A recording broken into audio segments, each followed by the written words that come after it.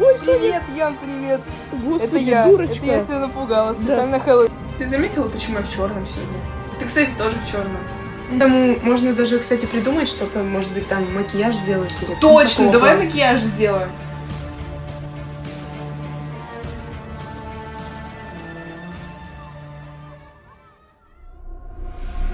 Слышала я одну историю, рассказанную от лица мужчины. У него была бессонница. Он не мог долго засыпать ночами. В какой-то момент он начал замечать, что в одно и то же время, а то есть в 3 часа ночи 33 минуты, к нему за окно приходит неизвестный человек. Этот человек начинал стучать, то тихо, а потом громче и громче. Мужчина решил посмотреть ему в глаза. Тот человек начал стучать как не в себя. Он, например, как тот за окном. Ну, на самом деле же, ты прекрасно понимаешь, что это все фигня по поводу этих всех там мужчин и так далее. Что это? Что происходит? Блин, наверное, просто случайный режим переключился. Подожди. О, все, готово. Так, это что за шум? О, Господи. Боже мой. Что здесь? Это шум от метронома. Почему? Как он тут вообще оказался? А это что такое? О, Господи. Карты какие-то. Что, книга?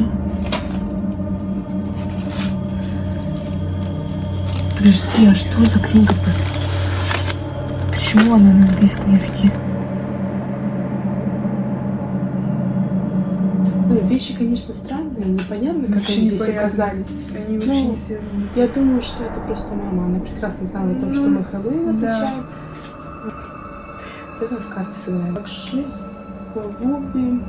Так, угу. Слушай, а почему пика вообще нет? Кстати, я тоже заметила. Мы уже почти доиграли, а ни одной пики.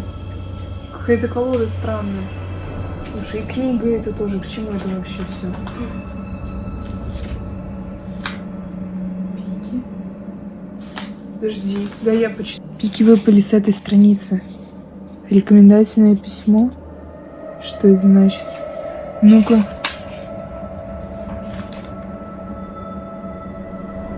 Не играйте в эти карты, иначе вы сойдете с ума.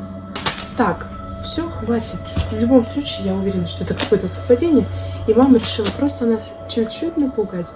Я очень устала, давай, наверное, лучше будем ложиться, замывать макияж и пошли спать.